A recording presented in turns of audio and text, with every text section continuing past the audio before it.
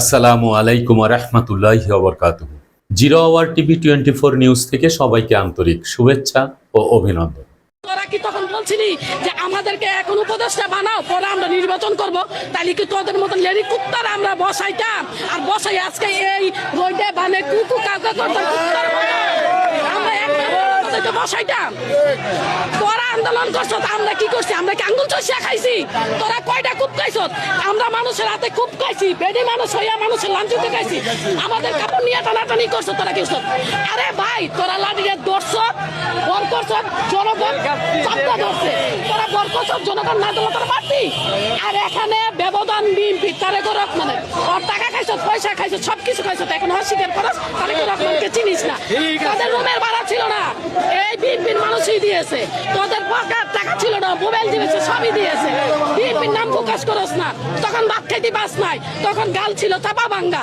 ওই গ্রামের মধ্যে তখন ঢাকাতে গিয়ে সেটা লাইনের মধ্যে ওই যে খেতে করতে, এখন উপদেষ্টা হইয়া মুরগির রান খাইয়া গালের মধ্যে 15,000 টাকার কেস, 20,000 টাকার কেস। এটা তো 9 মাস আগেও ছিল না, 10 মাস আগেও ছিল না ভাই। 9 মাস আগে তো আমরা আন্দোলন করছি সব জায়গাতে। আন্দোলন করলে 9 মাস আগে ওদের গুলো গাল দেখলাম না, ওদের চাপার মধ্যে মাংস দেখলাম না। এখনো তো জোর ক্ষমতা, 20,000 টাকার কেস কোথায় থেকে আসে? বাংলাদেশের মানুষকে তাল বাহানা করলে আর চলবে না। মানুষের তো বলদ না, মানুষ বুঝে গেছে। ঠিক আছে, আমরা এক কথায় আসিফ মাহমুদের পদত্যাগ চাই। আসিফ নজরুলের ওটাই বড়, ওইটাই বড় ঢাকায়। আসিফ নজরুলের পদত্যাগ চাই, আসিফের পদত্যাগ চাই। আর ইন্ডোজ দেশ চালাতে পারবে না, ওনাকে দেখা। এখন একটা গভর্নমেন্টের দরকার, একটা নির্বাচনের দরকার, সুস্থ হবে। এখন মানুষ বলবে, মানুষ আমাকে বলবে তেলবাজি না, আমি তেলবাজি না। আমার যত মানুষ ইন্টারভিউ নিয়েছে শুরুর থেকে, আমি যখন আন্দোলন করছি আমার সব ইন্টারভিউ দেখো, আমি বলেছি আমার বয়স সেরকম হয় নাই, আমি নির্বাচনের ব্যাপারে কিছু বুঝি না। মানুষের দল সাপোর্ট করতে পারে, দল ভালোবাসতেই পারে। আমি তেলবাজিও মারতাছি না। বিএনপি আমাকে খাওয়াই রাখবে না, জামাত আমাকে খাওয়াই রাখবে না, এনসিপি। আমার যেটা সত্যি, যেই দল অন্যায় করবে সেটাই আমি তুলে ধরবো। বিএনপি হোক, আমল হোক, যেই দল হোক, অন্যায় করবে, অন্যায় কাউকে ছাড় দেওয়া হবে।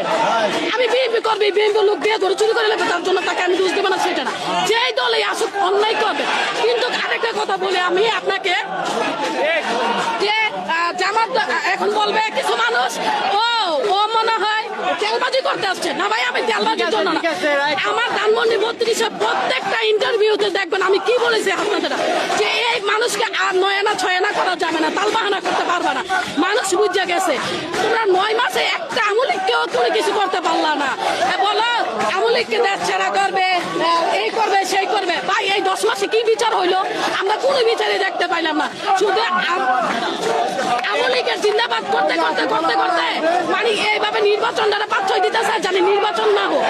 আমরা সুস্থ হবে, একটা গভর্নমেন্ট আসুক, একটা নির্বাচন হোক। যেই দল, যে মানুষ যাকে ভালো লাগবে ভোট দেবে, পাস করাবে। একটা গভর্নমেন্টের প্রয়োজন। গভর্নমেন্ট ছাড়া একটা দেশ চলতে পারে না। সেটা চিন্তা থাকতো এত অন্যায় অবিচার হয় নাই। এখন প্রত্যেকটা ঘরে ঘরে সমাজে হাতে ঘাটে মাটি সব করে এত অন্যায় চাই। আমরা এই স্বৈরাচারের হাত থেকে বাঁচতে চাই। প্লিজ দেশবাসী, যে যেখানে আছেন, আপনাদের হাত কাছে আমি হাত জোর করে বলছি। ফকির, সে একজন খুবই ভালো লোক। আমরা 5 বোন 2 ভাই, আমার বড় কোনো ভাই নেই। আমার বাবা খুবই একজন ভালো লোক।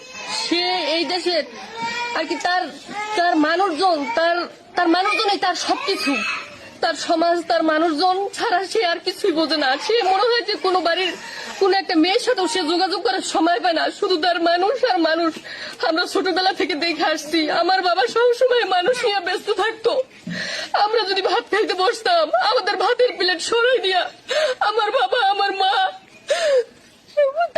তার মানুষকে ভাত খাওয়াইতো, তার জনগণকে সে ভাত খাওয়াইতো। কিন্তু আজকে সে এরকম একটা বিপদের সম্মুখীন হয়েছে, তা ভাষায় বলা যায় না। আমরা এই স্বৈরাচার মুক্ত দেশ চাই। আমরা দেশবাসীর কাছে বিচার চাই, আমরা দেশের মানুষের কাছে বিচার চাই, আমরা এলাকাবাসীর কাছে আমরা বিচার চাই। আমার বাবা এত ভালো মানুষ, নিরীহ লোক। এই নাড়ুবা ইউনিয়ন থেকে শুরু করে জাজিরা, সৈরাপুর, এরকম কোনো লোক নাই যে আমার বাবাকে ভালো না বলে। আমার বাবাকে সবাই এক নামে ভালো বলে। সে জানে, দেশবাসী জানে যে সে কতটা ভালো লোক। আমি দেশবাসীর কাছে বিচার চাই। আমার বাবা নিরীহ হয়ে গিয়ে আমার বাবা অন্যায় করছে, আমার বাবা ভুল করছে। কেন এত অন্যায়, কেন এত অবিচার? দেশে কি মানুষ থাকতে পারবে না? সাধারণ মানুষ কি দেশে থাকতে পারবে না? সাধারণ স্বাধীনভাবে বাঁচতে পারে না। মিথ্যা অবিচার ব্যভিচারে দেশ ভরে গেছে। আমরা এরকম দেশ চাই নাই। আমরা স্বাধীন দেশে স্বাধীনভাবে বাঁচতে চাই। আমি আজকে ভ্যান থেকে নামতেছি। আমি আমার বাচ্চাটা নিয়ে স্কুল থেকে আসছি, আর সবই ভ্যান থেকে নামছি। নামার পরে সাথে সাথেই আমি ভ্যান থেকে নামছি, শুধু জাস্ট নামছি। নামার পরে আমি ভ্যান ভাড়াটা দিব। এই সময় মনে করেন আলিম বাবারির ছেলে রকিবুল আর রবি বাড়ির ছেলে মশা আমার উপরে ফোন নিয়ে আক্রমণ করছে। আমি বলতেছি যে আমি তো কোনো দল না ভাই, আমি তো কোনো দল না, আমার সাথে তোমরা এরকম জ্ঞান করতেছো। তখন আদালতের মাধ্যমে ছিল সোবাহান, তখন ওদের ফিরাইছে। আজকে ওই সোবাহান, আজকে ওই রকিবুলের হাত থেকে আর ওই মোশারফের সানের হাত থেকে আমার ছোট বাচ্চাটাকে বাঁচাইছে। আমার ছোট বাচ্চাটা আমি স্কুল থেকে নিয়ে কেবল ওইখানে আমি নামছি। আমরা এই স্বৈরাচারের হাত থেকে বাঁচতে চাই। অন্যায় অবিচারে দেশ ভরে গেছে। কেন এত অন্যায় অবিচার? শেখ হাসিনা থাকতে তো এত অন্যায় অবিচার হয় নাই। এখন প্রত্যেকটা ঘরে ঘরে সমাজে হাতে ঘাটে মাঠে সবখানে এত অন্যায়। আমরা এই স্বৈরাচার